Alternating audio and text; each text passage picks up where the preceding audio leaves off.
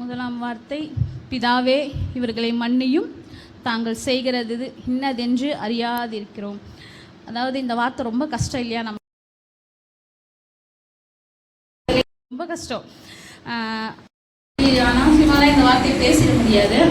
நான் ரொம்ப வருஷமாக பேசுகிறேன். என்னென்னு பார்த்தீங்கன்னா, முதல்ல ஸ்டார்டிங்கில் பேசும்போதெல்லாம் கொடுக்குறாங்க, நம்ம பைபிள்லேருந்து வசனம் எடுக்கணும், அதுக்கு மேட்ச் பண்ணி வசனம் எடுக்கணும், சொல்லணும் அப்படின்னு தான் நான் நினச்சேன். ஆனால் அதுக்கப்புறம் தான் நினச்சேன் இந்த வார்த்தை நம்மளை புடமிடும் அப்படின்ட்டு. நான் ஃபஸ்ட்டு பேசின வார்த்தை இது தான். நாங்கள் பேசிட்டு எல்லாம் முடிச்சுட்டு வந்து பார்த்திங்கன்னா, அடுத்த நொடியே சண்டை, சரியான சண்டை எங்கள் வீட்டில். மன்னிக்கவே முடியாத அளவுக்கு சண்டை. ஆனால் அந்த சண்டை போட்டுட்டு நான் சமையல் ரூமில் நிற்கும் போது அந்த வார்த்தை என் கூட இடைப்படுது, இப்போ தானே நீ பேசிட்டு வந்த அப்படின்னு. அந்த மாதிரி இந்த வார்த்தை அப்படி அனாவசியமெல்லாம் நம்மளால் வந்தோம் நின்னோம் பேசணும் அப்படின்லாம் பேசவே முடியாது. ஏன்னா இந்த வார்த்தை வந்து கர்த்தருடைய வார்த்தை. நம்ம பேசுகிறோம் அப்படின்னா அந்த வார்த்தை வந்து பார்த்திங்கன்னா கண்டிப்பாக அடுத்த குட் ஃப்ரைடே வர்ற வரைக்கும் நம்மளை புடமிடும். நம்ம எத்தனை பேரை மன்னிக்கிறோம், எத்தனை பேருக்கு சுவிசேஷம் சொல்கிறோம், எத்தனை தடவை நம்ம ஒப்பு கொடுக்குறோம் அப்படிங்கிறது எல்லாமே இந்த வார்த்தை நம்மளை புடமிடும். கிட்டத்தட்ட 10 வருஷமாக என்னை புடமிட்டோம்.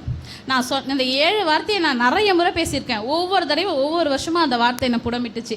இந்த மன்னிப்புங்கிற வார்த்தை ரொம்ப புடமிட்டுச்சு. நான் ரொம்ப கஷ்டப்பட்டேன். மன்னிக்கவே முடியாது, இவங்களை நான் மன்னிக்கவே மாட்டேன் சாகிற வரைக்கும் அப்படின்னு நினச்சா கூட என்னை புடமிடும். நான் 2ஆம் தேதி வந்து பார்த்திங்கன்னா பாஸ்டருக்கு ஃபோன் பண்ணியிருந்தேன். இந்த மாதிரி ஊருக்கு போயிருந்தேன், அதனால் என்ன சபைக்கு வர முடியல. அப்புறம் ப்ராப்ளத்தை அவர்கிட்ட சொல்லியிருந்தேன். சொன்னதுக்கப்புறம் பார்த்திங்கன்னா அவர் சரி ஓகேங்க்கா அப்படின்னப்போ நான் சொன்னேன் குட் ஃப்ரைடே வருதுங்க பாஸ்டர் அப்படின்னப்போ. ஏன்னா போன வருஷம் எனக்கு சபை தெரியாது, நான் சர்ச்சுக்கும் போகலை, என்னால் பேசவும் முடியல. ஏன்னா அது என்னோடய இலக்கு என்னன்னு எனக்கு அப்போ தெரியவும் இல்லை. அதுக்கப்புறம் பாஸ்டர் சொன்னார் நீங்கள் பேசுகிறீங்களாக்கா அப்படின்னா நான் பேசுகிறேன் கண்டிப்பாக அப்படின்ட்டு. சரிங்கக்கா நீங்கள் பேசுங்க, ஆனால் டைம் வந்து 10லேருந்து ஒரு 15 நிமிஷம் கொடுப்பா அப்படி சொன்னேன். சரிங்க பாஸ்டர் அப்படின்னு. நான் வார்த்தை மட்டும் என்னென்னு ப்ரேயர் பண்ணிவிட்டு சொல்கிறேன்னு. நான் மதியானம் லன்ச் டைமில் ப்ரேயர் பண்ணேன். இந்த வார்த்தை தான் எனக்கு வந்துச்சு. நான் சொன்னேன் என்னை ஏசப்பா இப்படி சோதிக்கிறீங்க அப்படி சொல்லிட்டு, நான் இதெல்லாம் பேச மாட்டேன், இந்த வார்த்தையெல்லாம் என்னால் பேச முடியாது, நான் 7ஆவது வார்த்தை தான் பேசுவேன் அப்படி சொல்லிட்டு அங்கே கம்பெனியில் சீட்டு எழுதி போட்டு பார்த்தேன். எல்லாருமே ஃபஸ்ட்டு தான் எடுத்தாங்க. அப்புறம் என்கிட்ட சொன்னாங்க எதுக்குக்கா இது எடுக்கிற அப்படின்னு. ஒன்றும் இல்லைக்கா, உங்களுக்கு எப்படின்னு எனக்கு தெரியாது, ஆனால் நான் பேசியிருக்கேன், இந்த வார்த்தை புடமிடும். இப்போ சின்ன விஷயம் நம்ம வேலை செய்கிறோம், அவள் ஏதாவது ஒரு வார்த்தை என்னை சுருக்குன்னு சொல்லிட்டா எனக்கு கோவம் வந்துடும். ஆனால் அந்த இடத்துல நான் கோவப்படக்கூடாது, மன்னிக்கணும் அப்படின்னா. கோவப்படாமல் எப்படி இருக்கிறது, அப்படிதான்க்கா அந்த வார்த்தை என்ன வேலை செய்யும் அப்படி சொன்னேன். அப்போ சிரிச்சுட்டே விட்டுட்டாங்க. அப்புறம் வீட்டுக்கு வந்து மறுபடியும் சீட்டு எழுதி எங்கள் பாப்பாவை எடுக்க சொன்னேன். அப்போ ஃபஸ்ட்டு தான் வந்துச்சு. அப்போ சரி அப்படி சொல்லிட்டு பாஸ்ட்டுக்கு அனுப்பிட்டு ஒரு 3 மணிக்கெலாம் நான் ஜெபம் பண்ணேன். ஏன் ஏசப்பா என்னை இப்படி கஷ்டப்படுத்துறீங்க, என்னை ஏன் மன்னிக்க சொல்கிறீங்க, நான் எதை மன்னிக்கணும், என்னை எதை மன்னிக்க சொல்கிறீங்க அப்படின்னு சொன்னப்போ பார்த்திங்கன்னா நான் ரொம்ப வேதனைப்பட்ட காரியம் அது. ஏன்னா என் கூட அவங்க பிறக்கலை, என் கூட வந்தவங்க கர்த்தர் என் கூட இணைச்சது, அவங்க எனக்கு ஒரு பெரிய காரியம் பண்ணிட்டாங்க. அந்த காரியம் பண்ணதில் என் பையனையும் அது பாதிச்சிருச்சு, என் பெரிய பையனையும். அது அவனுக்கே வந்து பார்த்திங்கன்னா தனக்குள்ளே ஒரு கோபம் வந்துருச்சு. அது ரொம்ப நான் வேதனைப்பட்டேன். அப்போ நான் சொன்னேன், நான் எப்படி ஏசப்பா அவங்கள மன்னிக்கிறது அப்படின்னு சொன்னேன். நீ மன்னிச்சு பாரு, உனக்கு ஒரு அற்புதம் நடக்கும் அப்படின்னு என்கிட்ட சொன்னார். சரிங்க ஏசப்பா அப்படின்னு சொல்லிவிட்டு நான் மன்னிச்சுட்டு அடுத்த நாள் வேலைக்கு போயிருந்தேன். ஒரு மீட்டிங் சொன்னாங்க டைட்டானிக் பெரிய கம்பெனியில். இது வரைக்கும் நான் அட்டன் பண்ணதே கிடையாது. ஃபஸ்ட்டு போனேன். போயிட்டு அட்டன் பண்ணிவிட்டு அந்த மீட்டிங்கில் வந்து அதை பற்றி பேசணும் அப்படின்னு சொன்னாங்க. அப்புறம் பேசி எல்லாம் முடிச்சுட்டு வந்து லஞ்சு முடிச்சுட்டு நாங்கள் போனோம். ஆனால் என் கூட இன்னொரு அக்காவும் ஒரு டாபிக் பேசுனாங்க. அந்த டாபிக் பேசுனது அவங்க ஒரு டாபிக், நாங்கள் ஒரு டாபிக் பேசி முடிச்சுட்டு வந்து உட்காந்தப்போ பார்த்திங்கன்னா 4வது ப்ரைஸ்லேருந்து அலௌன்ஸ் பண்ணாங்க. ஃபஸ்ட் ப்ரைஸ் அலௌன்ஸ் பண்ணும்போது அவங்க டாபிக் சொல்லுவாங்க அப்படின்னு சொல்லி தான் நான் யோசித்தேன். சூர்யா யூனிக்ஸ் அப்படி சொல்லிவிட்டு என்னோடய டாபிக் சொல்லி உங்களுக்கு தான் ஃபஸ்ட் ப்ரைஸ் அப்படி சொல்லிட்டாங்க. எனக்கு ரொம்ப சந்தோஷமாக இருந்துச்சு. அப்புறம் அதை வாங்கிட்டு வந்துட்டு நான் எப்போது ஒரு செகண்ட்னாலும் அதை தனிமையில் நின்று பண்ணிவிடுவேன். அது பாத்ரூமாக இருந்தால் கூட யோசிக்க மாட்டேன். ஒரு செகண்ட் அந்த இடத்துல நன்றி சொல்லிடணும் எனக்கு. நான் உடனே அங்கே இருக்கிற ரெஸ்ட் ரூம் தான் யூஸ் பண்ணேன். உள்ளே போயிட்டு நான் நன்றி சொன்னேன். அப்போ ஏசப்பா சொன்னார், ஒருத்தவங்களை மன்னிச்சாதான் உனக்கு அற்புதம் நடக்கும், நீ அந்த எவ்வளோ நாளைக்கு அந்த கோவத்தை மனசுலேயே வச்சுட்ருப்ப அப்படின்னு. நான் நிறைய இழந்திருக்கேன் ஏசப்பா, நான் நிறைய ஏமாந்து போயிருக்கேன் அப்படின்னு சொன்னேன். இல்லை இதெல்லாம் உனக்கு நான் தான் உன்னை பிரித்து கூட்டிகிட்டு வந்தேன், நீ இழந்ததை விட உனக்கு ரெட்டை தனியாக கிடைக்கும் அப்படின்னு. சரிங்க ஏசப்பா அப்படின்னு சொல்லிட்டு வந்துட்டேன். வீட்டுக்கு வந்ததும் பார்த்திங்கன்னா எனக்கு நினைக்கவே முடியாத ஒரு விஷயம், நடக்கவே நடக்காதுன்னு நினச்சோம். வெளியில் கடன் வாங்குற அளவுக்கு எனக்கு கடன் வாங்கியிருக்கேன், அந்த அளவுக்கு எனக்கு கடன் இருக்குது. ஆனால் கர்த்தர் எனக்கு நேற்று ஒரு வண்டியை கொடுத்தாரு. நான் வண்டி வாங்கினேன், ரெடி கேஷ் கொடுத்து நான் வாங்கினேன். என்னால் நிச்சயமாக அது எனக்கு சாத்தியமே கிடையாது. ஏன்னா நான் நிறைய கடன் கொடுக்கணும், நிறைய எனக்கு சம்பளமே பத்தாது அந்த அளவுக்கு. ஆனால் கர்த்தர் எனக்கு அந்த இடத்துல நேற்று எனக்கு உதவி செஞ்சார். நேற்று நைட்டு போய் நானே, என் ஹஸ்பண்டும் என் பையன் போய் அந்த வண்டியை எடுத்துகிட்டு வீட்டுக்கு கொண்டு வந்து வைக்கிறதுல கர்த்தர் எனக்கு கிருபை செஞ்சார். அந்த அளவுக்கு எனக்கு இந்த 1.5 வருஷமாக எனக்கு ஒரு ஆசீர்வாதமும் வரல. அதாவது வரும், ஆனால் அது ஆசீர்வாதமாக இல்லை, அந்த பொத்தல் பையில் போடுற மாதிரி தான் இருந்துச்சு. அந்த மாதிரி இந்த வார்த்தை வந்து அவ்வளோ புடமிட்டுச்சு. நான் இதை பேசுகிறதுக்குள்ளவே எனக்கு இவ்வளோ புடமிட்டு இவ்வளோ அற்புதம் செஞ்ச கர்த்தர், இதை பேசி முடிச்சும் நீங்கள் பேச போகிற ஒவ்வொரு வார்த்தையும் உங்களுக்கு அப்படி தான், அந்த வார்த்தை உங்களை புடமிடும். அதுக்குண்டான நீங்கள் அந்த வார்த்தையின் படி நடந்தால் கர்த்தர் அதுக்குரிய ஆசீர்வாதத்தை கண்டிப்பாக தருவார். சரி, நான் டாபிக் மாறிடுச்சு, நான் அதுக்குள்ளே போகிறேன். பிதாவே இவர்களை மன்னியும். இவர்கள் அப்படின்னு வருது. யார் இந்த இவர்கள்? யார் இந்த இவர்கள் அப்படின்னு பார்த்தீங்கன்னா, நிறைய இடத்துல ஏசப்பாவே தேடி போய் மன்னிப்பு கொடுத்துருக்காரு. அந்த நடக்க முடியாதவங்க, அந்த குனிஞ்சி கூனியாக இருக்கிறவங்க எல்லாருக்குமே ஏசப்பா தான் தேடி போய் அற்புதம் கொடுத்தார். தேடி போய் அவங்க பாவத்தை மன்னிச்சு உன் படிக்க எடுத்துக்கொண்டு நட அப்படின்னு எல்லாமே ஏசப்பா தேடி போய் தான் அற்புதம் கொடுத்தாரு. ஆனால் பிதாவே இவர்களை மன்னியும் அப்படின்னா இவர்கள் யாருன்னு பார்த்தீங்கன்னா, பழைய ஏற்பாடு, நம்மெல்லாம் வந்து புதிய ஏற்பாடு, கண்கள் திறக்கப்பட்டவங்க. ஆனால் அவங்கெல்லாம் பார்த்திங்கன்னா பிரதான ஆசாரியர்கள், மூப்பர்கள், ஆலயத்தில் இருக்கிற சேவர்கள், அந்த மாதிரி எல்லாருமே. அதுக்கப்புறம் பார்த்திங்கன்னா நம்ம ஒரு கம்பெனியில் வேலை செய்கிறோம் இல்லையா, இப்போது அவங்க சொல்கிற வேலையை நம்ம செய்யணும், அதுதான் நம்ம வேலை, அதுக்காக தான் நம்ம சம்பளம் வாங்குறோம். அந்த மாதிரி தான் அவர் அடினா அடிக்கணும், வாரினால் அடினா அடிக்கணும், முள்கிரீடம் வெயினா வைக்கணும். அந்த மாதிரி அவங்க சொன்ன வேலையெல்லாம் செஞ்சவங்க. பேதுரு மறுதளிச்சுட்டு விட்டுட்டு போயிட்டாரு, யூதா காட்டி கொடுத்தாரு. இவங்க எல்லாருக்குமே பழைய ஏற்பாடு படி பார்த்திங்கன்னா பல்லுக்கு பல், ரத்தத்துக்கு ரத்தம் அப்படி இருந்தவங்க. ஆனால் இவங்களுக்கு உடன்படிக்கை தெரியும், பலியிடுறது என்னன்னு தெரியும், ஆலயத்தில் எப்படி இருக்கணும்னு தெரியும், அவர் என்ன செய்கிறாரு அப்படின்னு எல்லாமே தெரியும். எல்லாமே இவங்களுக்கு தெரியும்.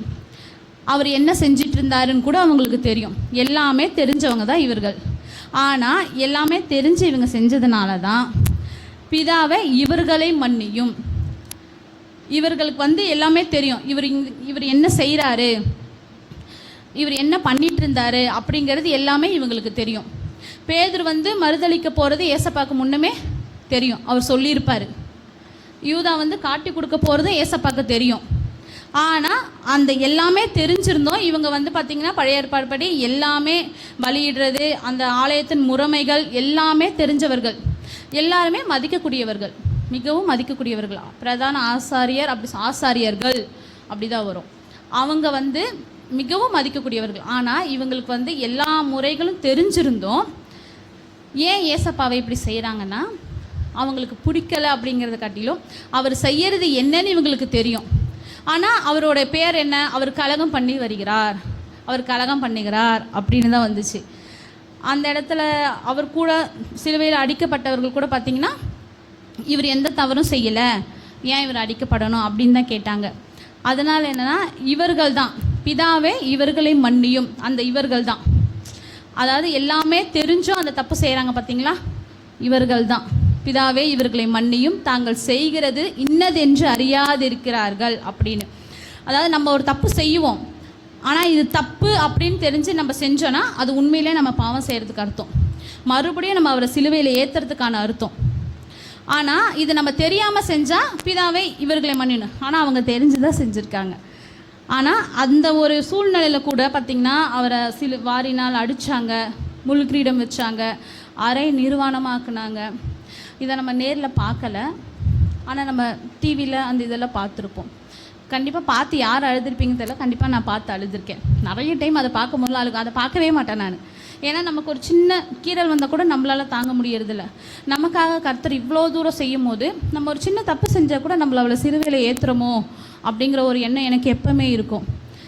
அதனால தான் சரி நம்ம மன்னிக்கணும், எல்லாரையும் மன்னிக்கணும். நம்ம மன்னிக்க முடியாத அளவுக்கு நிறைய பேர் இருக்காங்க.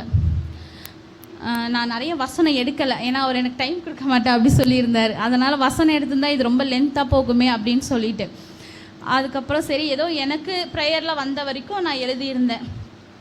சரி நம்ம அதை மட்டும் பார்த்துக்கலாம் அப்படின்னு சொல்லிட்டு நிறைய நான் எழுதவும் இல்லை. அதை நம்ம அந்த மன்னிக்கிறது ரொம்ப கஷ்டமான விஷயந்தான். எல்லாத்தையுமே மன்னிக்கிறது ரொம்ப கஷ்டம். பைபிளில் பார்த்திங்கன்னா ஏசப்பா நமக்கு அதை தான் சொல்லி கொடுத்தாரு. அதை தான் நம்மளும் கற்றுக்கிட்டோம். அப்படி தான் நம்ம இது வரைக்கும் வாழ்கிறோம். மன்னிப்பு அப்படிங்கிறது இந்த 7 வார்த்தையிலே இது ரொம்ப ஸ்பெஷல். என்னை பொறுத்த வரைக்கும் இது ரொம்ப ஸ்பெஷலான வார்த்தை தான். ஏன்னா அது ரொம்ப கஷ்டம். எல்லா மனுஷங்களாலேயும் எல்லாமே முடியும். ஒப்பு கொடுக்கறது கூட ஒரு சில பேர் ஈஸியாக ஒப்பு கொடுத்துருவாங்க, நான் ஒப்பு கொடுத்துட்றேன் அப்படின்னு. ஆனால் அதை செய்ய மாட்டாங்க. ஆனால் மன்னிப்புங்கிறது கம்பல்சரி செஞ்சே ஆகணும். நம்ம செஞ்சு தான் ஆகணும். நம்ம அவரை பார்த்து கற்றுக்கிட்ட விஷயம் என்னென்னா, அடித்தவங்களுக்கு கூட அவர் மன்னிச்சார். துப்புனவங்க, காரி துப்புனவங்க, திட்டினவங்க, அரை நிர்வாணமாக ஆக்குனவங்க எல்லாரையும் அவர் மன்னிச்சார். நம்ம கண்கள் திறக்கப்பட்டவர்கள் அப்படின்றதுக்கு அடையாளம் பார்த்திங்கன்னா மன்னிப்பு தான் ஃபஸ்ட்டு. அதுதான் நம்மளை நம்ம யாரோட பிள்ளைங்க அப்படிங்கிறத நம்மளை காமிக்கும். நம்ம ஒரு இடத்துல போகிறோம், ஒரு பிரச்சனை நடக்குது அப்படின்னா நம்ம பைபிளில் பார்த்திங்கன்னா சமாதானம் பண்ணுகிறவர்கள் பாக்கியவான்கள், அவர்கள் தேவனுடைய புத்திரர் எனப்படுவார். அப்போது நம்ம ஒரு இடத்துக்கு போகிறோன்னா அந்த இடத்துல சமாதானம் இருக்கணும். அந்த சமாதானம் இருந்தால் தான் நம்ம அந்த இடத்துல போகும்போதே இவங்க ஏசப்பா பிள்ளைங்க, அதனால தான் இவ்வளோ அமைதியாக இருக்காங்க, இவங்க சண்டை போட மாட்டாங்க, இவங்களுக்கு சத்தமாக பேச தெரியாது அப்படி தான் சொல்லுவாங்க. அதுதான் நம்ம தேவனுக்கு கொடுக்குற மகிமை. அந்த இடத்துல நம்ம போகிறனாலே நம்மளை பார்த்து கர்த்தர் யார் அப்படின்னு அவங்க தெரிஞ்சுக்கணும். நம்மளை பார்த்து தான் ஏசப்பா இப்படி தான் இருந்திருப்பார், அதை பார்த்து தான் இவங்க வராங்க அப்படின்னு தான் தெரிஞ்சுக்கணுமே ஒழிய நம்ம பதிலுக்கு பதில் பேசினாலோ பதிலுக்கு பதில் சண்டை போட்டாலோ, நீ என்னை திட்டிட்ட நான் உன்னை திட்டிடுவேன், நீ என்னை அடிச்சிட்ட நான் உன்னை அடிச்சிடுவேன். இது பசங்களுக்கும் பொருந்தும். ஸ்கூலில் படிக்கிற இடத்துல, நீங்கள் வெளியில் விளையாடுற இடத்துல ஒரு சின்ன பையன் உன்னை திட்டா கூட சரி விடு, நான் இனி திட்டாத, நீ நல்லபடியாக இரு, நம்ம ஒரு ஃப்ரெண்ட்ஸாக இருக்கணும், அப்படி தான் நம்ம வளரணுமே ஒழிய அதுதான் உன் ஃப்ரெண்டுக்கு நீ யாருன்னு காமிக்கும். இவன் அவனே சொல்லுவான், ஒரு நாள் கர்த்தர் சொல்ல வைப்பார், இவன் ஏசப்பா பையன்டா, அவன் சண்டை போட மாட்டான், ஃப்ரெண்டாக தான் இருப்பான் அப்படின்னு தான் சொல்ல வைக்கும். என் பசங்களுக்கும் நான் அதுதான் சொல்லுவேன். எந்த இடத்துலையும் அடித்தாலோ திட்டினாலும் அமைதியாக வந்துடுங்க, பரவாயில்ல, நாளைக்கு அவன் ஒரு நாள் ஃப்ரெண்டாக ஆகுவான், அன்றைக்கி தெரியும் அவன் யாருன்னு அப்படின்னு. அந்த மாதிரி தான் இது எங்களுக்கு எங்கள் பெரியப்பா தான் சொல்லி கொடுத்தாங்க. பல்லுக்கு பல்லு நிற்கக்கூடாது, அடித்தா ஒரு அடி அடிக்கிறானா இன்னொரு அடி அடிச்சுக்கன்னு சொல்லிட்டு அப்படி சொல்லுவாங்க. ஆனால் அது அன்றைக்கி நல்லா இருந்துச்சு. வளர வளர இந்த காலங்கள் மாற மாற அது எங்களுக்கு செட் ஆகலை. நானும் ஒரு இடத்துல நிறைய சண்டை போட்டிருக்கேன், இல்லைன்னா சொல்ல, எங்கள் மாமியார் கூட நிறைய சண்டை போட்டிருக்கேன். ஆனால் 4 வருஷம் அவங்க முடியாமல் இருந்தப்போ நான் ரொம்ப கஷ்டப்பட்டு அவங்கள பார்த்துக்கிட்டேன். அவங்க என் பேர் ஏஞ்சல்னு கூப்பிட்டதே கிடையாது. கல்யாணம் இத்தனை வருஷம் ஆகியும் அவங்க என்னை கூப்பிட்டதே கிடையாது. அவங்க ஹிந்து, நான் கூப்பிட மாட்டேன், நாங்களாக தான் ஒரு பேர் வைப்போம் அப்படின்னு சொல்லி அவங்க தான் எனக்கு பிரியான்னு பேர் வச்சாங்க. மொத்த சொந்த பந்தமும் பிரியான்னு தான் கூப்பிடுவாங்க. அவங்க வீட்டுக்கு போனால் எங்கள் பசங்க ஏஞ்சல் அம்மான்னு என்னை கூப்பிடக்கூடாது, என் பசங்க ஏஞ்சல் அம்மான்னு என்னை கூப்பிடக்கூடாது, உங்கள் வீட்டில் போய் கூப்பிடுங்க அப்படி சொல்லுவாங்க. அந்த பேரை கூட அவங்க அருகருப்பாங்க. அதுக்கப்புறம் கடைசியாக அவங்க சாகும்போது சொன்ன வார்த்தை தான், ஏஞ்சல் நீ என்னை நல்லா பார்த்த அப்படின்னு ஒரு வார்த்தை அவங்க சாகும்போது சொன்ன வார்த்தை. என் கையால் தான் அவங்க உயிர் போச்சு. அந்த மாதிரி நான் என்ன பண்ண அப்படிங்கிறது அந்த இடத்துல அவங்க தெரிஞ்சுக்கிட்டாங்க, உண்மையிலே நீ ஏசப்பா புள்ள தான் அப்படின்னு. நான் சண்டை போடுற வரைக்கும் அவங்களுக்கு தெரியல, நான் பேசுகிற வரைக்கும் அவங்களுக்கு தெரியல. நான் என்றைக்கு அவங்கள மன்னிச்சு நான் அவங்க மகளாக இருந்து உங்களை பார்த்துப்பேன்னு சொன்னனும், அதுக்கப்புறம் அவங்க ஏஞ்சல்னு கூப்பிட்டாங்க, என்னை அவங்க கர்த்தரோட புள்ளன்னு அவங்க வாயாலே சொன்னாங்க. அப்படி தான் கர்த்தர் என்னை கொண்டு வந்தார். அதுலேருந்து தான் எந்த இடத்துக்கு என்ன சண்டை வந்தாலும் நான் அமைதியாக தான் நிற்பேன். என்ன ஆனாலும் சரி, என் மேலே தப்பு இல்லை, அந்த இடத்துல கர்த்தர் எனக்கு நீதி செய்வார் அப்படிங்கிற நம்பிக்கையை வச்சு தான் நினைப்பேன். அதனால் உங்கள் எல்லாருக்கும் ஒவ்வொருத்தரும் சொல்கிறேன், மன்னிக்கிறது ரொம்ப கஷ்டம். ஆனால் மன்னிச்சு பார்த்தீங்கன்னா அதில் வர ஆசீர்வாதம் நம்மளால் தடுத்து நிற்படக்கூட முடியாது. அதை நான் அனுபவிச்சதுனால தான் இங்கே சொல்கிறேன். மன்னிச்சு பாருங்கள். நம்ம நான் கிறிஸ்டின் அப்படின்னு சொல்கிறத காட்டிலும் மற்றவங்க நம்மளை பார்த்து இவங்க ஏசப்பா புள்ள அப்படின்னு சொல்கிறது தான் நம்ம ஏசப்பாக்கு நம்ம கொடுக்குற பெரிய பெருமையே. அவர் நமக்காக சிலுவையில் அறையப்பட்டதுக்கு நம்ம அவருக்கு பிரயோஜனமாக ஒன்று செய்யணும்னா இந்த வார்த்தை தான். நம்மளை பார்த்து இவங்க ஏசப்பா புள்ள, இவங்க நம்மளை சில பேர் கிண்டல் பண்ணுவாங்க, இவங்க அல்லேலூயா கூட்டம், இவங்க அல்லேலூயா சொல்கிறவங்க, இவங்க கத்துவாங்க, இவங்க என்னென்னமோ பற்றி பேசுவாங்க அப்படின்னு சொல்லுவாங்க. ஆனால் அது கிடையாது உண்மை. நாங்கள் அல்லேலூயா சொன்னாலும் அந்த இடத்துல ஒரு மகிமை இருக்குன்னு மற்றவங்களுக்கு தெரியறதுக்கு இதுதான் அடையாளம். நாங்கள் அல்லேலூயாக்காரங்க தான், ஆனால் நாங்கள் கத்துவோம். எந்த இடத்துல கத்துறோன்னா, என் தேவன் சமூகத்தில் நின்று நாங்கள் கத்துறோம். எங்களோட வலியும் எங்கள் வேதனையும் நாங்கள் தனிமையில் அனுபவிச்சதை அவர் சமூகத்தில் நிற்கிறோமே ஒழிய உங்ககிட்ட நாங்கள் கத்தி சண்டை போட மாட்டோம். உங்களை நாங்கள் மன்னிச்சிருவோம். நாங்கள் மன்னிக்க மன்னிக்க மன்னிக்க நாங்கள் ஒரு படி மேலே தான் போவோம். கர்த்தர் அப்படி தான் எங்களை வைப்பார். அந்த மன்னிப்பில் அவ்வளோ பெரிய மகிமை இருக்குது. அதனால் எனக்கு தெரிஞ்ச வரைக்கும் மன்னிச்சு பழகுங்க. கர்த்தர் அதில் நம்மளை உயர்த்துவார். நம்ம பார்க்காத ஒரு உயரம் அந்த மன்னிப்பில் இருக்குது. அதுதான் ஃபஸ்ட்டு. அவர் சொன்ன வார்த்தையிலையும் அதுதான் இந்த 7 வார்த்தையில் எனக்கு பிடிச்ச பெஸ்ட்டு வார்த்தை அதுதான். மன்னிச்சா மட்டும்தான் அந்த உயரம் நம்மளோட இலக்கு எதுன்னு அது தெரியும். நம்மளோட இலக்கை நம்ம தேடி போக வேண்டியதே இல்லை. நீங்கள் மன்னிச்சு போங்களேன், நம்மளோட இலக்கை ஸ்ட்ரெயிட்டாக நம்ம அடைஞ்சிருவோம். ஸ்ட்ரெயிட்டாக அடைஞ்சிடலாம். ஏன்னா ஏசப்பா அதை தான் பண்ணார். குறுக்க வந்தவங்க, அவரை ஊழியம் செய்ய விடாமல் போனவங்க யாரும் ஏசப்பா எதிர்த்து நின்று சண்டை போடவே இல்லை. பேதுரு கூட அவரோட கையிலேருந்து அந்த காதை அறுத்துடுவார். அப்போ கூட ஏசப்பா திட்டுவார். உடனே அதை எடுத்து அவருக்கு மறுபடியும் அதை ஒட்ட வச்சுருவார். ஏன் இதை செஞ்சேன்னு. அப்போது அவர் அந்த மன்னிச்சு போனதுனால தான் அவரோட இலக்கை அவரால் அடைய முடிஞ்சுது. அப்போ நம்மளும் அந்த இலக்கை அடையணும் அப்படின்னா நம்ம மன்னிச்சு விட்டு கொடுத்து பொறுமையாக போக நம்மளோட இலக்கை நம்மளால் கண்டிப்பாக அடைய முடியும். இதில் நம்ம வெளியே போய் ஊழியம் செய்யணும்னு அவசியமே இல்லை. நான் வேலைக்கு போகிறேன், என்னால் ஊழியம் செய்ய முடியாது. நான் வெளியில் போகிறேன், என்னால் ஊழியம் செய்ய முடியாது. பசங்க படிக்கிறாங்க, ஊழியம் செய்ய முடியாது, அப்படிலாம் இல்லை. ஊழியத்துக்குன்னு கர்த்தர் ஒரு டைம் நமக்கு வச்சுருப்பார். அந்த இடத்துல நம்ம கண்டிப்பாக இறங்கி செய்வோம். அது யாராலையும் தடுக்க முடியாது. ஆனால் நம்மளால் எப்படி ஊழியம் செய்ய முடியும்னு பார்த்திங்கன்னா, நம்ம குடும்பத்தில் ஃபஸ்ட்டு நம்மளால் செய்யலாம். நம்ம வீட்டுக்காரை மன்னிக்கலாம், மனைவி, சொந்த பந்தங்கள், கூட பிறந்தவங்க எல்லாரையும் மன்னிச்சு நம்ம குடும்பத்தை முதல்ல நம்ம குடும்பம் ஒரு சபை. நம்ம இணைஞ்சு நம்ம குடும்பமாக ப்ரேயர் பண்ணும்போது நம்ம குடும்பம் இணைஞ்சாதான் நம்ம குடும்பத்தை பார்த்து அந்த தெருவில் இருக்கவங்க சொல்லுவாங்க, இப்படி ஒரு குடும்பம் இந்த தெருவில் இருக்குது அப்படின்னு. அந்த தெரு தான் ஒரு ஊராகுது. அப்போது அப்படி தான் சபை வளருது. அப்போ அந்த மன்னிப்பு தான் அதில் இருக்கிற மெயினே, அஸ்திவாரமே மன்னிப்பு தான். அப்போ நம்ம குடும்பத்தோட மன்னிப்பு நம்ம அந்த தெருவுக்கு வரும், ஒரு ஊருக்கு வரும், அந்த ஊர் சபையாக மாறும். நாங்கள் அப்படி தான் கர்த்தரும் கொண்டு வந்தார் ஊழியத்தை. அப்படி ஊழியத்தை கர்த்தர் கொண்டு வந்து தான் கட்டி நமக்காக இந்த இடத்த இன்றைக்கி விட்டுட்டு போனது அந்த மன்னிப்புனால தான்.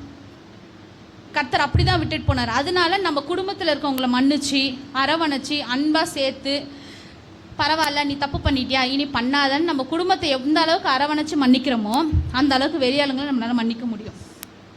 வெளியாளுங்களை நம்ம மன்னிச்சு அரவணைக்கும் போது அதை ஒருத்தரில் 2 பேர் பார்ப்பாங்க, 2 10 பாருங்க, 10 20 ஆகும்.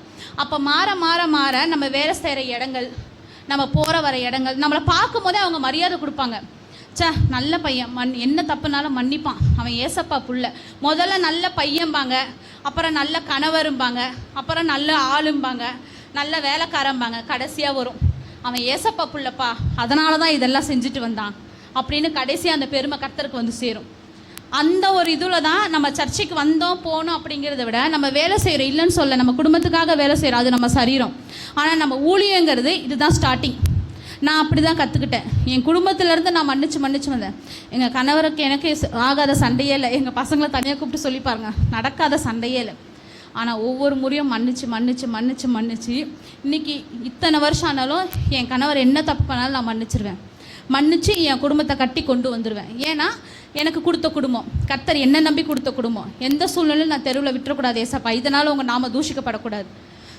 எங்கே போனாலும் அவள் குடும்பத்தோட புருஷனோட நல்லா இருக்கா, இன்றைக்கும் அவள் கர்த்தர் பிள்ளையாக தான் நிற்கிறா அப்படிங்கிற வார்த்தை வரும். அப்படிங்கிறதுனால நம்ம செய்கிறோமோ, நம்ம எதை விதைக்கிறோமோ அதை கண்டிப்பாக அறுப்போம். இன்றைக்கி நம்ம மன்னிக்கிற நம்ம நாளைக்கு தேவனுடைய பிள்ளைகள் அப்படிங்கிற ஒரு பெரிய ஸ்தானம் நமக்கு கிடைக்கும். உங்களுக்காக ஒரு ஸ்தானத்தை ஆயத்தப்படுத்தி வைப்பேன் அப்படின்னு சொன்னார் பார்த்தீங்களா.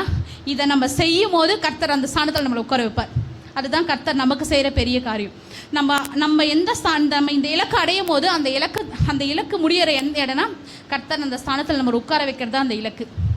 அப்போ அந்த இலக்குக்கு அடிஸ்தலம் இதுதான், மெயினே இதுதான். நீங்கள் மன்னிச்சு பழகுங்க, மன்னிச்சு பாருங்கள், கர்த்தர் உங்களை எவ்வளோ ஆசீர்வதிக்கிறாங்க இந்த இடத்துல நீங்களே சாட்சியாக சொல்லுவீங்க. கர்த்தருக்கு கொடான கொடி நன்றி செலுத்துகிறேன்.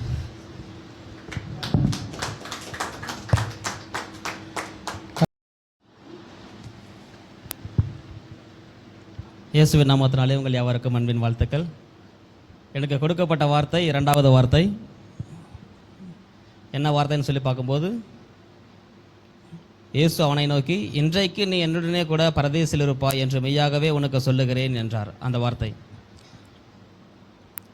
நம்ம அதுக்கு முன்னாடி ஒரு சில வசனங்களை நம்ம வாசிக்கும் பொழுது பார்த்திங்கன்னா 39ஆம் வசனத்தில் நம்ம வாசிக்கும்போது, லூக்கா 23ஆம் அதிகாரம் 39 வாசிக்கும்போது, அன்றியும் சிலுவையில் அறையப்பட்டிருந்த குற்றவாளிகளில் ஒருவன், நீ கிறிஸ்துவானால் உன்னையும் எங்களையும் ரட்சித்துக்கொள் என்று அவரை இகழ்ந்தான். மற்றவன் அவனை நோக்கி, நீ இந்த ஆக்கினைக்குட்பட்டவனாயிருந்தும் தேவனுக்கு பயப்படுகிறதில்லையா?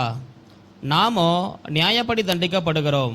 நாம் நடப்பித்தவைகளுக்கு தக்க பலனை அடைகிறோம். இவரோ தகாததொன்றையும் நடப்பிக்கவில்லையே என்று அவனை கடிந்து கொண்டு, இயேசுவை நோக்கி, ஆண்டவரே, நீர் உம்முடைய ராஜ்யத்தில் வரும்போது அடியேனை நினைத்தருளும் என்றான்.